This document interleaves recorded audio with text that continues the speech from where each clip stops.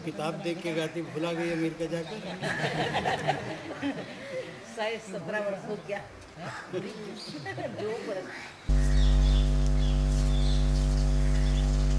सज्जनों और देवियों, सदगुरु कबीर कहते हैं, अय जियरा तय अपने दुख ही संहार, जे दुख व्यापी रहा संसार। माया मोह बधा सब लोई, अल्प लाभ मूल गो खोई। मोर तोर में सबे बिगुरचा, जननी गर्भ वद्र मां सूता। अय जियरा तय अपने दुख ही संहार। अय जीव, तो अपने आप को दुखों से संभाल ले। सब जीव दुख के खाट में, देह धारण दुख शुरू, विवस्था शुरू, कुछ ठिकाना नहीं कब किसके शरीर में क्या हो जाए। एक्सीडेंट होता है, वे हमारे शरीर के मनुष्य होते हैं। हमारा भी एक्सीडेंट हो सकता है। जो विपत्तियां, प्रतिकूलताएं, परेशानियां लोगों पर आती हैं, वे हमारे पर भी समय से आ सकती हैं। शरीर विवश है, कब क्या हो कुछ ठिकाना नहीं। प्राणियों का संबंध विवश है, कब किसका विछुड़न हो कुछ ठिकाना नहीं। मन कब किसका कैसे बदल जाए कोई पता नहीं। मन बदल जाता है, मित्र शत्रु हो जाते हैं, शत्रु मित्र हो जाते हैं, शत्रु मित्र मध्यस्थ हो जाते हैं, उदासीन। चीज़ें बदल जाती हैं। जिस पर आज हमारा हक है, कुछ दिन के बाद दूसरे का हक हो जाता है। सारा संसार चल विचल है। इस चल विचल संसार में जीव देह धरता है, बड़ी बड़ी आशाएं रखता है, बड़ा बड़ा गुमान रखता है, बड़ा बड़ा अहंकार रखता है। लेकिन धीरे धीरे एक एक अहंकार टूटता जाता है और आशाएं फीकी होती जाती हैं और उसका चित्त उदास होता जाता है, खिन्न होता जाता है। यही भवसागर है। भवसागर से पार होना क्या है? मन के विकारों से पार होना। साहब ने कहा, इच्छा कर भवसागर। इच्छा करके भवसागर हम बनाते हैं, समझ नहीं पाते हैं। तम्बाकू, बीड़ी, सिगरेट, शराब, ये सब स्थूल स्थूल चीज़ें हैं। इनकी आदत बनाकर और इनकी इच्छा उत्पन्न कर कब किसने क्या सुख पाया है? दुख के सिवा कुछ नहीं मिला है। लेकिन कैसा प्रबल मोह है कि तम्बाकू खाने वाले तम्बाकू नहीं छोड़ते हैं, बीड़ी पीने वाले बीड़ी नहीं छोड़ते हैं, गुटखा खाने वाले गुटखा नहीं छोड़ते हैं, शराब पीने वाले शराब नहीं छोड़ते हैं। ये उदाहरण है। जिससे दुख होता है उसी में हम चिपकते हैं। यही भवधारा है। दुखों से बचाने के लिए विचार करो। अय जेरा तय अपने दुख ही संहार, जे दुख व्यापी रहा संसार। जिस दुख में सारा संसार पीड़ित है, उसका मूल क्या है? माया मोह बधा सब लोई। सब लोग माया के मोह में बंधे हैं। माया उसे कहते हैं जो अभी है और अभी न रहे। जो हरदम बदले वो माया है। जिसका एक रूप स्थिर न हो वो माया है। और जितने दृश्यमान पदार्थ हैं सबकी दशा यही है। ये सब एक रूप नहीं रहते, बदलते रहते। इसमें जितने बूढ़े बैठे हैं, नौजवान थे, चमकते थे, अब उनकी स्थिति बिल्कुल बदल गई है। और ऐसी भी स्थिति आती है जब उठ बैठ नहीं मिलता है। कहते गामा पहलवान जो 2 कारों को एक साथ रोक लेता था, वह अंतिम अवस्था में अपना हाथ उठा नहीं पाता था। बिस्तर पर पड़ा रहता था, जब कोई हाथ उठावे तो उठता था। ऐसा विवश संसार है। सारी चीज़ें व्यवस्थापूर्ण हैं, सब कुछ व्यवस्थापूर्ण है। ऐसी अवस्था में गंभीरता पूर्वक, विवेक पूर्वक जो जीता है वो अपने दुखों को घटा पाता है। अहंकार जितना करेगा और उलझ जाएगा। जैसे कोई कटीली झाड़ी में उलझ गया हो, अब अगर जोश में काम करेगा तो सारे कपड़े और अंग फट जाएंगे। धीरज रख करके, शांत रह करके धीरे धीरे उससे अपने को बचाना चाहिए। ये पूरा संसार कांटेदार झाड़ी है। अहंकार करके इसमें पेश आओगे तो उलझ जाओगे। धीरज धर करके, शांत हो करके पेश आओ। दो भाइयों का बंटवारा होता है, कई बार दुश्मनी हो जाती है। बंटवारा में थोड़ा ऊंच नीच होता है, उसको सहना चाहिए। पड़ोसियों में होता है, पति पत्नी में थोड़ी थोड़ी बातों को लेकर के तकरार लोग कर लेते हैं। जहाँ पर विषम परिस्थिति लगे, धीरज रखना चाहिए। अपने आप प्रकृति समाधान करती है। प्रकृति में दवाई है, जैसे शरीर में दवाई है। अनेक रोग शरीर में अपने आप अच्छे हो जाते हैं। संयम, परहेजगारी से रहो। ऐसे प्रकृति में समय ऐसी दवा है कि अपने आप सब ठीक कर देगा। अगर समय की प्रतीक्षा नहीं करेंगे तो उलझ जाएंगे। कोई बाहर से अगला आदमी है, उलझा है, हम न उलझें। अगर कोई अपना पक्ष है तो शांति से कहें, विनम्र होकर कहें, हम न उलझें, तो हमारी विजय होगी। जो सिर झुकाता है उसकी विजय होती है, जो सह लेता है उसकी विजय होती है। मसलतन दो आदमी सड़क में खड़े हैं घर से निकलकर, और एक गाली दे रहा है, कटका रहा है, जो उसके मन में आता है सो कहता है। और दूसरा आदमी है, उससे कमज़ोर नहीं है, सब बातों में उसी के समान है या उससे अधिक भी हो सकता है, लेकिन वो शांत है, मौन है, सिर झुकाए खड़ा है। दोनों में बड़ा कौन है? जो शांत है वो बड़ा है, जो उलझ रहा है वो बड़ा नहीं है। उद्वेग दुर्बलता का लक्षण है।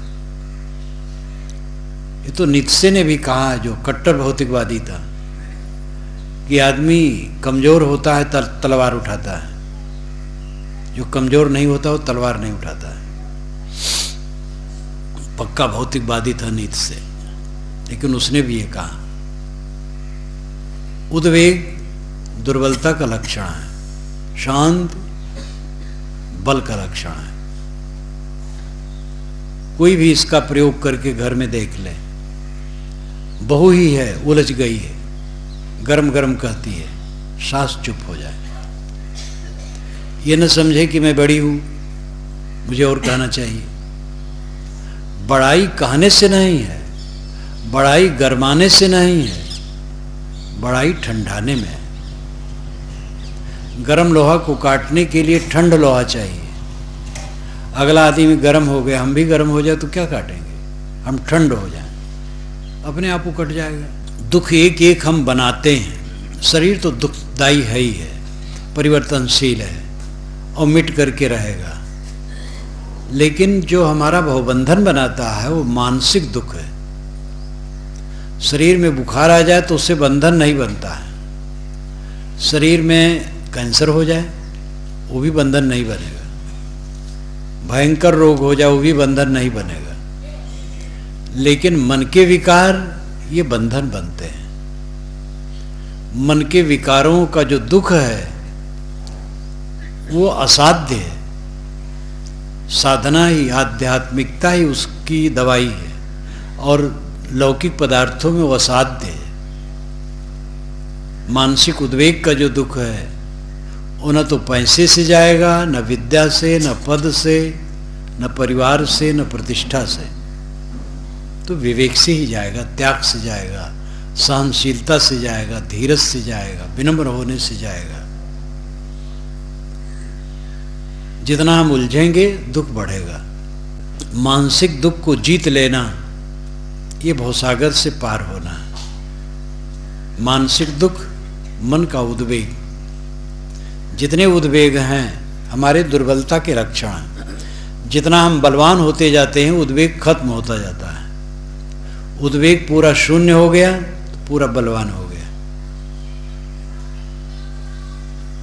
कोई भी अपने जीवन में अंदाज करके देख ले, उसकी सब जगह विजय होगी। सिर झुकाने वाले की सब जगह विजय होती है। आंधी चलती है तो बड़े बड़े पेड़ों को उखाड़ फेंकती है, लेकिन जमीन में चिपकी हुई दूब, घास एक है दूब, वो चिपक के रहती है, उसको कोई आंधी उखाड़ नहीं सकती। विनम्र को कोई परास्त नहीं कर सकता है। अहंकार सब समय परास्त हुआ है। हमारा दुख हम खुद बनाते हैं, अहंकार से बनाते हैं।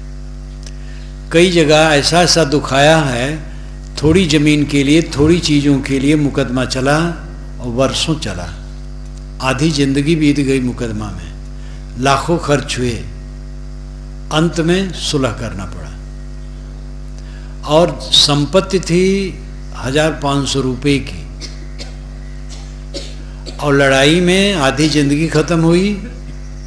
40 बरस से तो कम नहीं मुकदमा चला होगा, और लाखों खर्च हुआ दोनों तरफ का।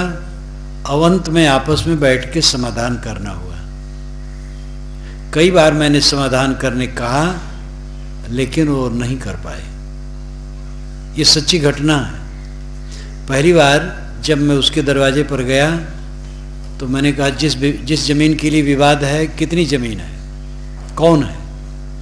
तो घर के पूरब उत्तर कोण पर वो एक कुआं था, और वहीं जमीन थी जिसमें 4 खाट डाल दो तो ढक जाए जमीन। सोचिए कितनी छोटी जमीन, और उसको लेकर के इतना वैर था कि मुकदमा में चलते थे तो जब कचहरी जाएं तो दोनों सावधान है, अस्त्र शस्त्र छिपा के रखें।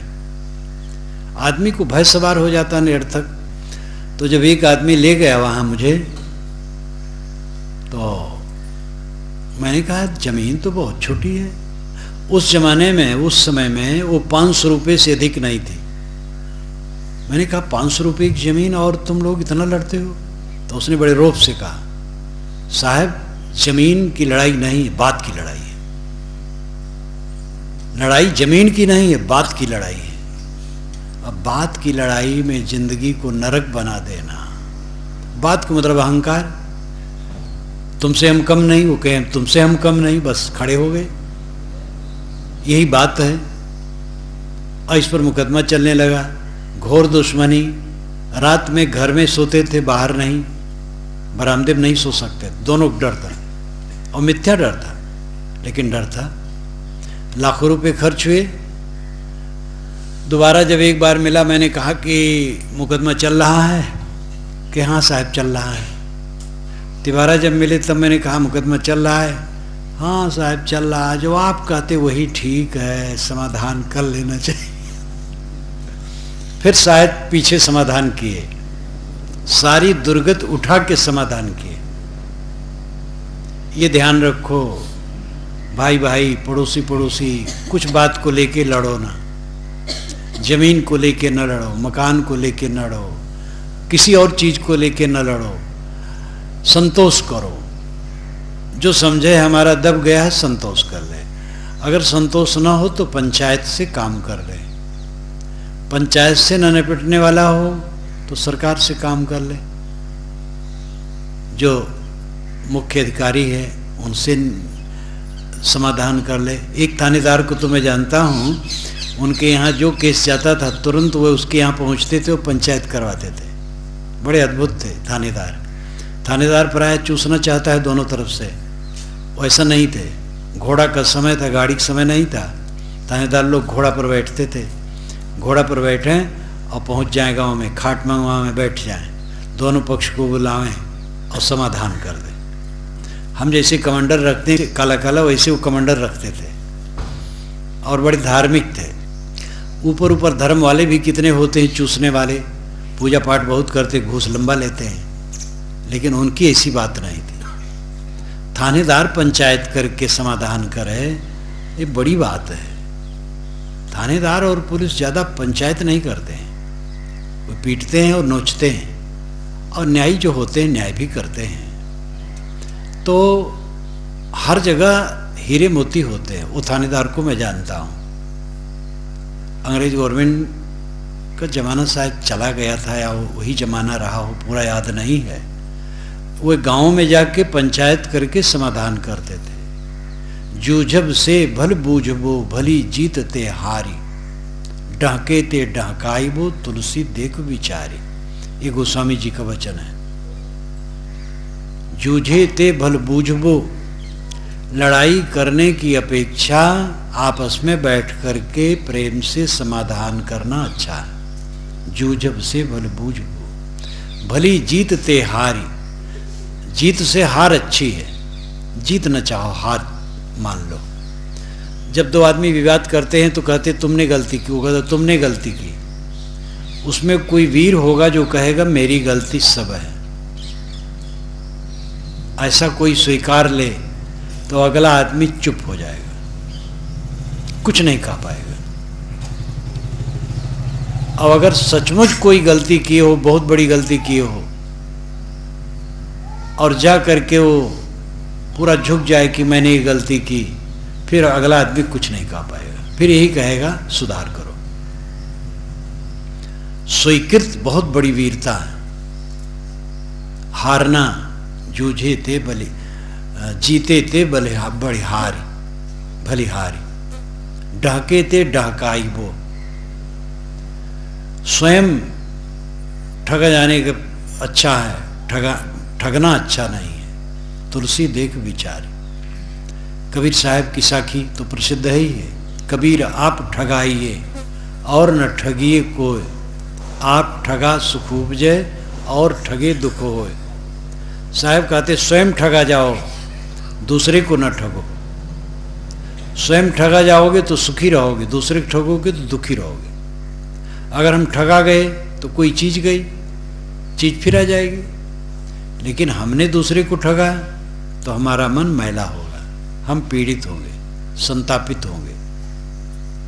विष्णु की कहानी में बात आती है कि विष्णु ने 52 रूप धर करके बलि को छला। विष्णु थे, लेकिन वो एक 52 रूप बन गए। छोटा ब्राह्मण, बलि बहुत धर्मात्मा था, दानी था।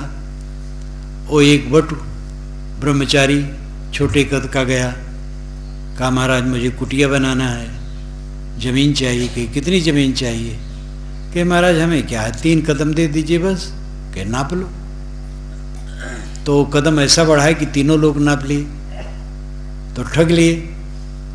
लेकिन इस ठगने के परिणाम में विष्णु जी को बड़ा कष्ट हुआ कि मैंने निरपराध को ठगा, और उनके मन में बारंबार ये पीड़ा होती रही कि मैंने निरपराध को ठगा। विबुध काज 52 बलि छलो भलो करि जानी, प्रभुता तज बस भेद अदब मन की गई न गलानी। ये भी गोस्वामी जी का दुआ है। विबुध काज नाम देवता के काम के लिए, देवताओं की पार्टी की विजय कराने के लिए विष्णु भगवान ने राजा बलि को छला। वो दैत्य वंशी थे, दैत्य और देवता दोनों भाई भाई थे। माताएं अलग थी, पिता एक था, पिता कश्यप, और माता दिति और अदिति। दिति से दैत्य, अदिति से देवता, सब भाई भाई थे। दूसरी पार्टी का राज था। अपनी पार्टी में आने के लिए विष्णु भगवान ने छला, और छलने के बाद फिर उनको ग्लानि हुई, तो राजा बल के अधीन हो गए कि जो आप कहें मैं सेवा करूंगा। तो भी मन की गई न गलानी, उनके मन की ग्लानि नहीं गई। उन्होंने जो पाप किया था उसका ताप उनके मन में होता रहा। गलत काम कोई करेगा उसका परिणाम दुख होगा। विष्णु भगवान जब गलत करते हैं और दुख पाते हैं तो हम लोगों को कैसे नहीं दुख होगा। कर्म सिद्धांत को समझना बहुत जरूरी है। एक युवक, मुस्लिम युवक ने कल फोन किया मुझे, कर्म सिद्धांत साहब मैं समझ नहीं पा रहा हूँ, बीजक व्याख्या का प्रथम खंड का आधा पढ़ डाला, दिलचस्पी लग रही पढ़ने में, लेकिन कर्म सिद्धांत नहीं समझ रहा हूँ। मैंने कहा मिलो तब समझाऊंगा, फोन से नहीं समझा मिलेगा। धर्म के क्षेत्र में कर्म सिद्धांत ही सर्वोच्च सिद्धांत है। हम लोगों का जो व्यक्तित्व है हमारे कर्मों का फल है। हमारा शरीर, इसकी गठन, इसके अंग, इसकी दुर्बलता सबलता और इसकी बुद्धि और प्रतिभा, इसकी उपलब्धियां, ये सब जो कुछ है ये हमारे कर्मों का फल है।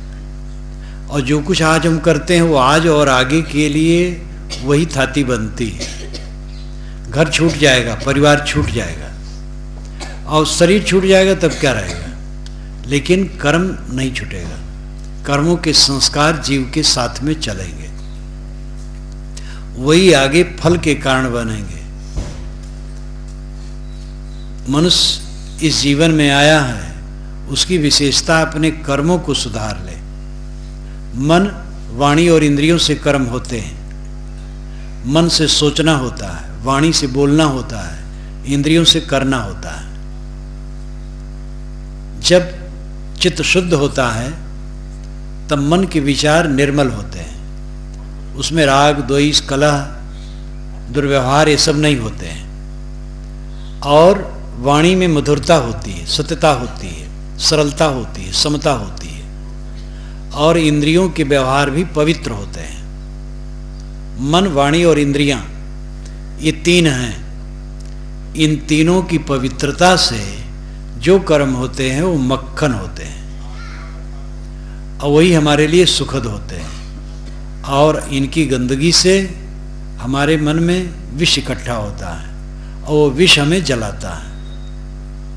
ये अपना अपना व्यक्तिगत सबका धन है। एक ही परिवार, एक समाज में अनेक लोग हैं। बाहरी उपलब्धियां सबके लिए समान हैं, सब खाए पिए रहे हैं, लेकिन अपना अपना कर्म संस्कार अलग अलग है। जैसा जिसका मन होगा वैसे वाणी होगी, वैसे इंद्रियों के बर्ताव होंगे और फिर वैसे जीवन का फल होगा। ये प्रत्यक्ष देखा जाता है। चोर जहाँ रहता है वो भयभीत रहता है और उसे हर क्षण लगता है पुलिस आ रही।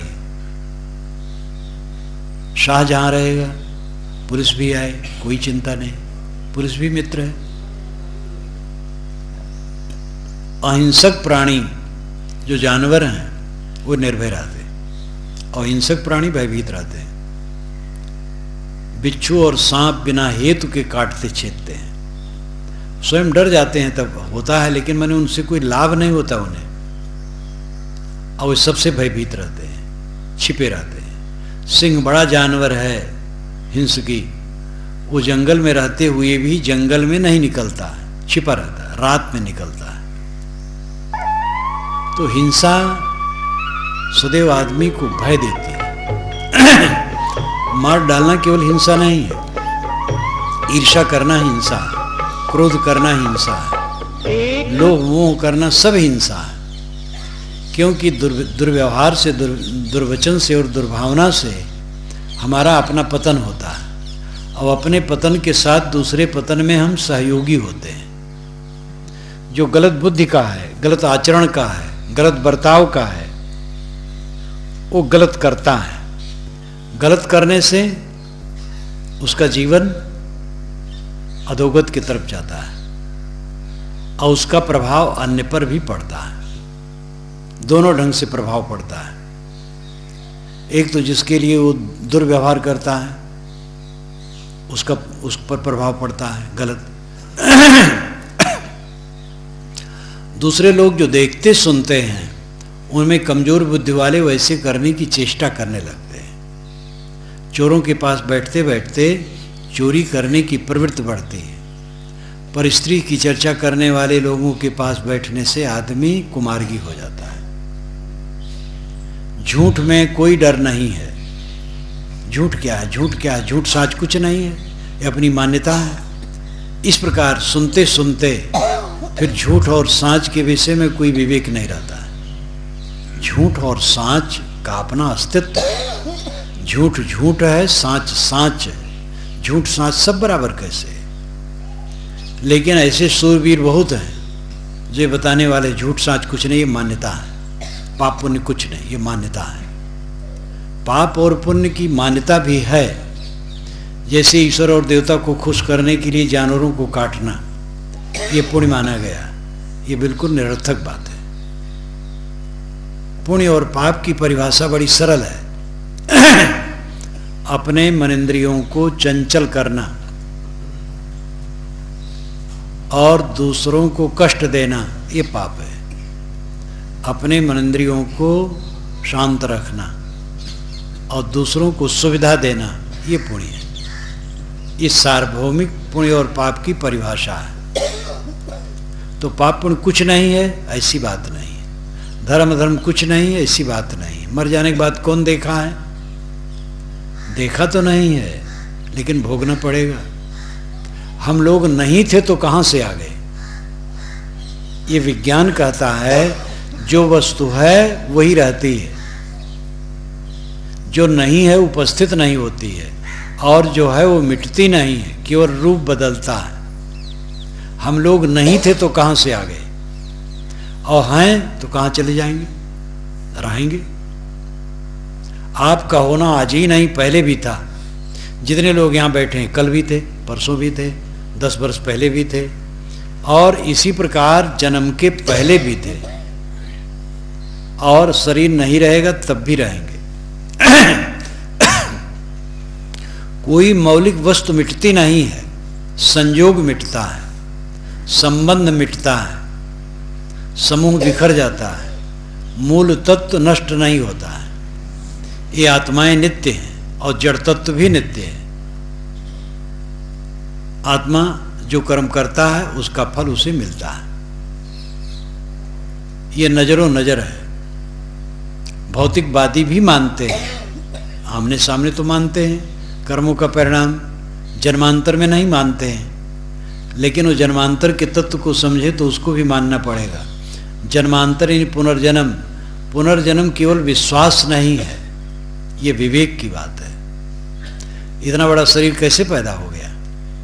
कर्मों का बीज है, बीज से वृक्ष होता है। जीव के साथ में कर्मों के संस्कारों के बीज थे, तभी शरीर बना है। शरीर से पुनः कर्म होते हैं, फिर बीज बनेंगे। ज्ञानी यही राय देता है कि जिनको ऊंचा ख्याल हो इस जीवन में कर्मों के बीज मिटा दें, कर्म के बीज न बनने दें, बीज को भून दें। अगर बीज को भून दिया जाए तो उग नहीं सकता है। बीज क्या है? मोह। मोह को जो विवेक से मिटा देता है उसका भटकना बंद हो जाता है। कहीं जाने का हेतु मोह है। उदाहरणार्थ, आप लोगों को यहाँ आने का प्रेम था तब आए। जिनको यहाँ आने का प्रेम नहीं, इसी गांव वाले हैं, नहीं आए हैं। तो लगाव से आदमी जाता है, लगाव से जीव जाता है। ये उदाहरण है। ये आना तो आपका सत्संग के लिए है। लगाव जब मिट जाता है उसका जाना आना बंद हो जाता है। ज्ञान की उच्च अवस्था है लगाव मिट जाना, सब तरफ से लगाव मिट जाना। सामान्य आदमी इसको नहीं समझ पाता है। लगाव में आनंद है, चारों तरफ जो चीज़ें दिखती हैं चकर मकर, इनमें मोह करो, जितना बन सके उपभोग करो, अपना मानो, अपनाओ, इसमें आनंद आता है। और वो नहीं समझ पाता है इसी में सारा क्लेश है। जितना अपनाओ उतने क्लेश बढ़ेगा, जितने ममता बनाओ उतने क्लेश बढ़ेगा। ये समझ में नहीं आता है। रजोगुणी स्वभाव हो गया अनादिकाल से। हम जितनी चीज़ों के अधिक मालिक होते जाएंगे उतना अपने को प्रपंच में डालते चले जाएंगे, और मालिक होना झूठ रहेगा, मालिक होना मिट जाएगा। किसका मालिक कौन है? इन घरों के पहले वाले मालिक कहाँ हैं? सब मालिक चले गए। जो आज मालिक बने बैठे वो भी नहीं रहे। इसलिए सबका मालिकपन झूठ है। और हम मालिक बनने की चेष्टा करते हैं। मालिक बनने की चेष्टा न करें, सेवक बनने की चेष्टा करें, सेवा करें। हम सेवक हैं, मालिक नहीं। सारी मलकई झूठी है। मलकई के लिए पाप होता है, सरदारी के लिए पाप होता है, दादागिरी के लिए पाप होता है, बड़प्पन के लिए पाप होता है। साधु महात्मा भी जो भटक जाते हैं, साधना में नहीं रहते हैं, वो गुरुआई मानथी गद्दी के लिए कितना कितना उटपटांग काम करते हैं। उनको होश हवास ही नहीं कि हम किस लिए घर छोड़े हैं। हम लोगों का साधु वेश मृतक चिन्ह है। आदमी मर जाता है तो एक लंगोटी पहना दी जाती है कमर में और ऊपर से कपड़ा लपेट दिया जाता है। यही हम लोगों का चिन्ह है, मृतक चिन्ह है। लेकिन वेश तो धर लिया और होश हवास नहीं किस लिए वेश है, तो उल्टे रास्ते में चलते भटकते हैं। कोई भी भटकेगा दुख पाएगा। साधु गृहस्थ स्त्री पुरुष जो लाइन छोड़ करके भटकेगा वो दुख पाएगा। कर्म सिद्धांत को समझना चाहिए। धार्मिक लोग कर्म सिद्धांत नहीं समझाते हैं, प्रायः आजकल भगवान की महिमा समझाते हैं। अपने अवतार की, अपने पैगंबर की, अपने गुरु की महिमा समझाएंगे कि उनकी शरण में लग जाओ, सब पाप कट जाएगा। उनके चरणों में दान कर दो, फिर पाप करते रहो तो भी कट जाएगा। और हमें समर्पित हो जाओ, हम बेड़ा पार कर देंगे। भगवान का नाम ले लो, सब ठीक हो जाएगा। ये फिजूल की बातें ज़्यादा करते हैं। ये सब फिजूल की बातें हैं। गुरु में श्रद्धा करना, संत में श्रद्धा करना, भगवान में श्रद्धा करने का अर्थ क्या है? जीवन चरित्रवान हो, आचरण की पवित्रता हो। भगवान में श्रद्धा है और बेईमानी बदमाशी चल रही है तो कौन भगवान में श्रद्धा? भगवान भगवान कहने से भगवान भगवत्ता चरितार्थ होती है।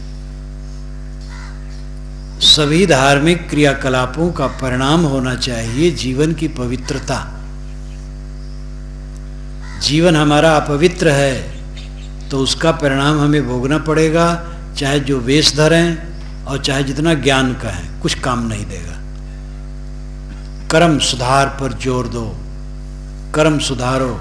जो जहाँ रहो कर्मों को सुधार के चलो। कर्मों को सुधारना मन से शुरू होता है, बहुत सरल है। सावधानी रखो, हरदम अपने मन को देखो, मन क्या सोचता है। दूसरे का अहित न सोचे, मन को विकारी बनाने की न सोचे, आचरण को खराब करने की न सोचे। सावधानी से सोचना चाहिए, सावधानी से बोलना चाहिए, सावधानी से काम करना चाहिए। ऐसा उठो बैठो करो बोलो चालो जिससे दूसरों को क्षति न हो, जो बन सके दूसरे की सेवा हो।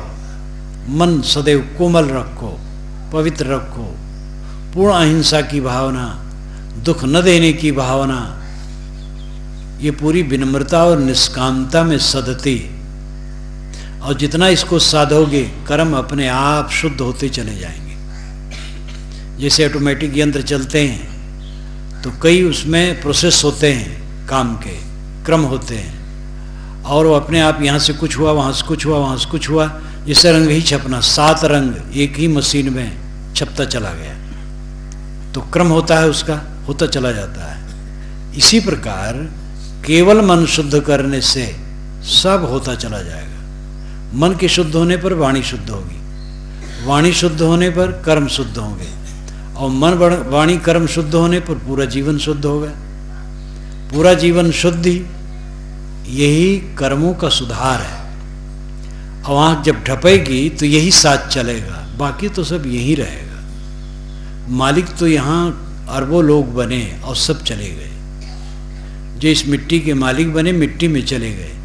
इसीलिए साहब ने कहा, माटी कहे कुम्हार से तू मत रौंदे मोह, एक दिन ऐसा आएगा मैं रौंदूंगी तो।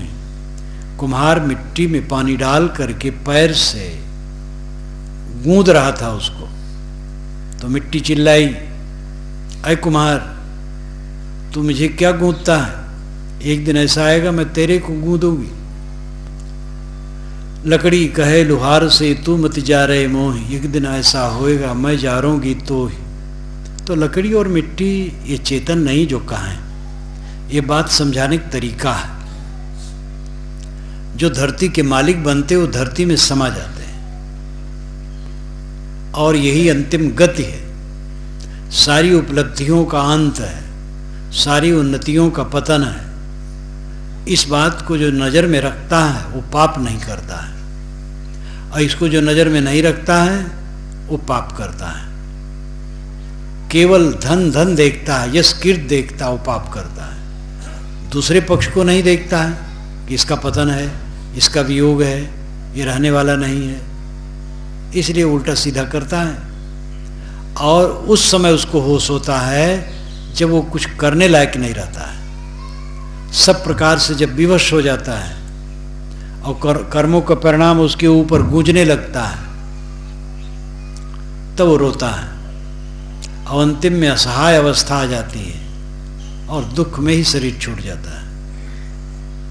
अपने को दुख से बचाने के लिए तरीका है अपने कर्मों को सुधारना। किसी का अहित मत सोचो, अपने विरोधी का भी अहित न सोचो। विरोधी का भी हित हो जाए बड़ी खुशी है। किसी के लिए कटु न कहो, किसी के लिए दुर्व्यवहार न करो, अपने को संभालो। अय जेरा तय अपने दुख ही संभाल। केवल अपने मन को संभाल लिया, सब संभल गया। इसीलिए साहब ने कहा, एक साधे सब साधिया, सब साधे एक जाए, जैसे सींचे मूल को फूले फले अगाए। एक है मन, सब है संसार। साधने का मतलब है वश में करना। साहब कहते एक मन को वश में कर लो, सारा संसार बस में हो गया। क्योंकि मन बस में हो गया तो कुछ बस में करने की इच्छा नहीं रह गई। जब मन बस में है तो आत्मतृप्त है, तो कुछ इच्छा ही नहीं, बस सारा संसार बस में है। एक साधे सब साधिया, और सब साधे एक जाए, सबको साधने लगे। पूरे संसार को बस में करने चले तो बस में हुआ नहीं, एक जाए, मन बह गया। पत्नी को बस में करने की चेष्टा, पति को बस में करने की चेष्टा। जवानी अवस्था में ये प्रपंच कितनों में आती है कि कितनी स्त्रियां हैं अपने पति को अपने बस में करने के लिए तंत्र मंत्र करवाती हैं, और उसी में उनका स्वास्थ्य भी नष्ट होता है। और ऐसे भुआ लोग होते हैं जो ऐसी ऐसी चीज़ें खिला देते हैं कि उनका शरीर खराब हो जाता है, उनसे पैसा ऐंठते हैं। और कितने पुरुष भी हैं जो स्त्रियों को अपने बस में करने के मंत्र तंत्र करते हैं। कितने लोग तो ऐसे ही ताड़ना से करना चाहते हैं। ये सब बेकार है। दूसरों को अपने बस में करने की चेष्टा न करो। जिसको आप अपने बस में करना चाहोगे उसमें उसके बस में आपको हो जाना पड़ेगा। किसी को बस में जो नहीं करता उसको बस खुद रहता है। प्रेम का व्यवहार करो। बस में करने की क्या इच्छा है? स्त्री हमारे बस में रहे, मेरी उंगली पर नाचे, इसमें दुख किसी और क्या है? क्या वही मशीन है वो? जैसे आप मनुष्य से वो मनुष्य है। प्रेम का बर्ताव करो और उसके द्वारा जो कुछ हो व्यवहार उसमें संतोष रखो, यही चाह रहा है। तो दुनिया को बस में करने चले और बस में न हुआ। एक छोटे बच्चे को बस में आप नहीं कर सकते हैं, वो स्वतंत्र जीव है। तो जो दुनिया को बस में करने चला मन उसका बह गया, और जो मन को बस में कर लिया दुनिया बस में हो गई। पूरी दुनिया में कोई चाम बिछा के नहीं चल सकता है, लेकिन एक गरीब आदमी भी चाम की जूतियां पहन ले तो जहां जाए चाम बिछाया है। कितना सरल तरीका है।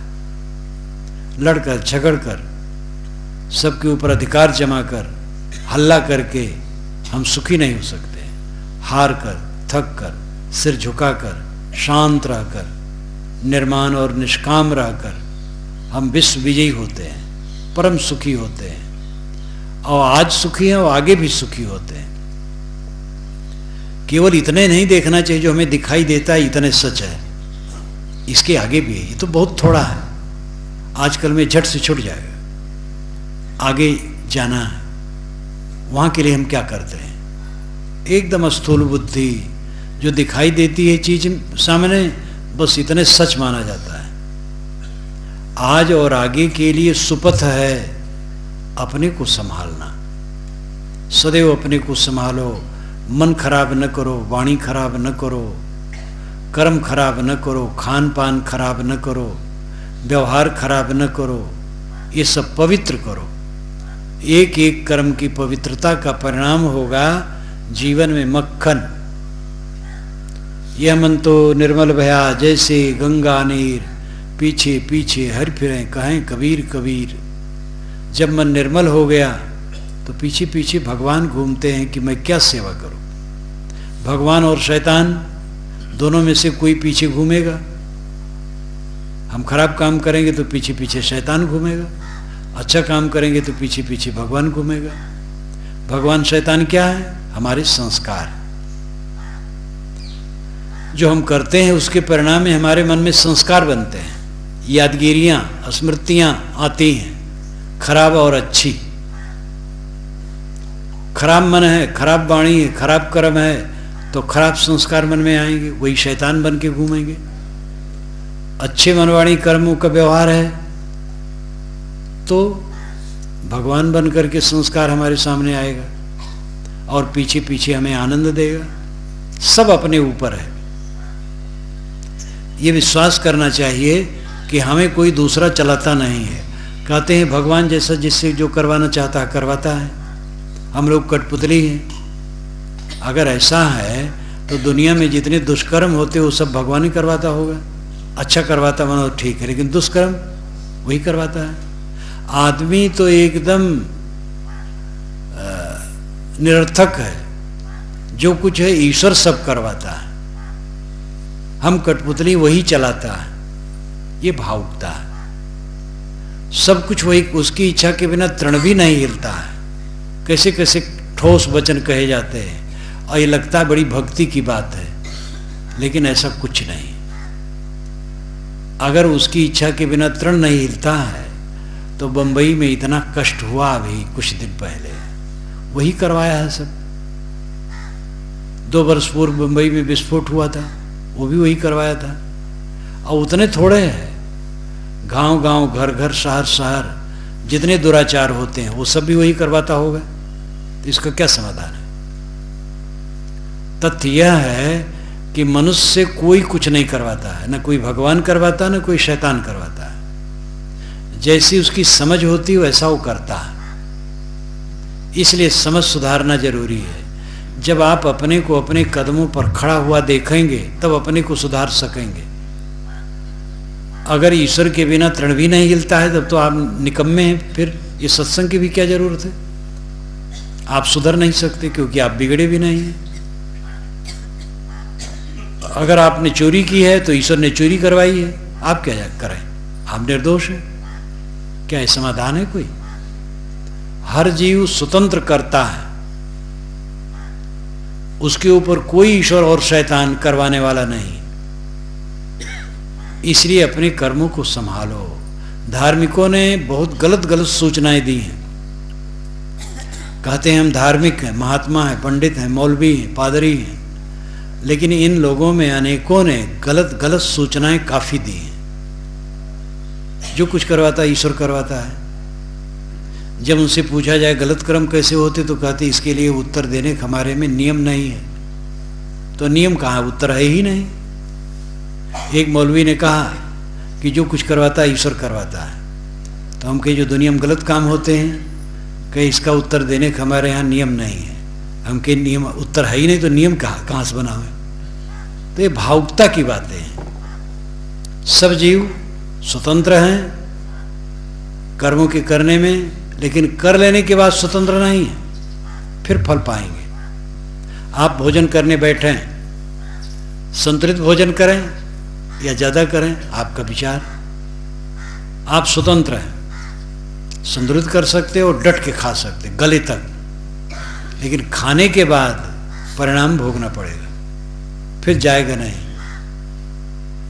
किसी से मिले, मीठा बर्ताव किए, मीठी बात किए या झगड़ा किए, आप स्वतंत्र हैं दोनों में। मीठी बात करेंगे पीछे प्रसन्नता होगी, झगड़ा करेंगे पीछे मन को क्लेश होगा। कर्म करने में जीव सर्वथा स्वतंत्र है और कर्मों के फल आने अनिवार्य है। कर्म को सुधारो, कर्म साथ चलता है।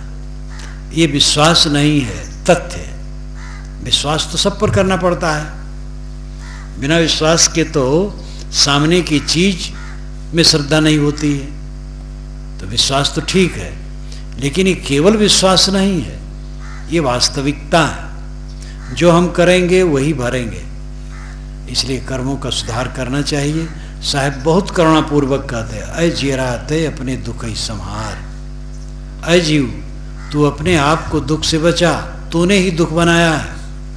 तेरे जीवन में जितना उद्वेग है, अशांति है, पीड़ा है, तुम्हारे अहंकार का परिणाम है।